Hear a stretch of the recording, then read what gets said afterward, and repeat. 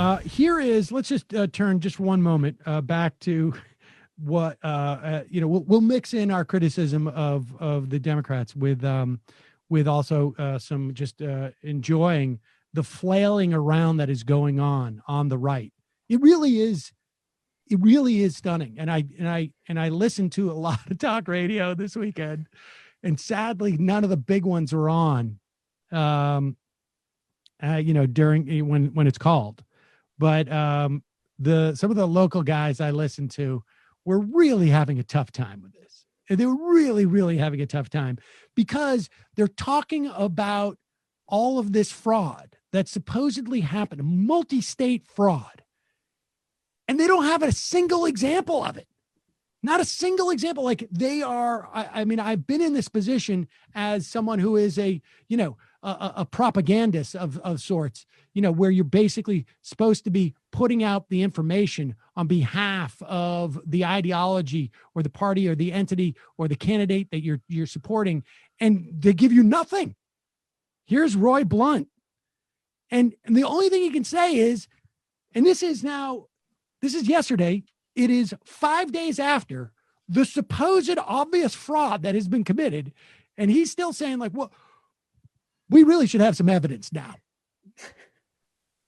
It's Democrat and Republican. I've spoken with Secretary of State's Democrat and Republican state officials over the last several days. They've said they've seen no widespread evidence of any kind of fraud at all.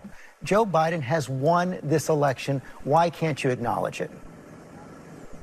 Well, what I said on Friday and what Chris Christie said just a few minutes ago on this show is it's time for the president's lawyers to present the facts, and then it's time for those facts to speak for themselves. It's going to be much easier to work toward the kind of transition we want.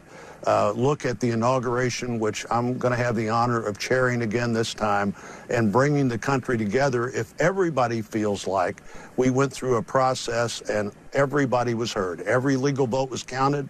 Every illegal vote was challenged and not counted. We come to a conclusion. I think that happens pretty quickly. I've spoken with Secretary of State's. So there you have it. There you have it. He called for it on Friday. That clip was from Sunday. I mean, you would think if there was a whole host of evidence about voter fraud anywhere in the country, that they would present it to the American public. Like, hold on. Yeah. Hold on, everybody. I know everybody thinks that Joe Biden's the president, but wait a second.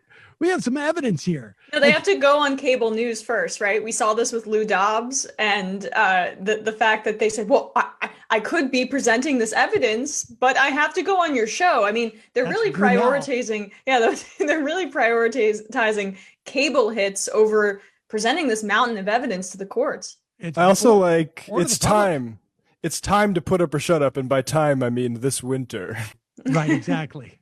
We need at least, we need to see evidence within at least 3 to 6 weeks of this voter fraud. Somebody wants Random Rush. It would be worth actually listening to Rush.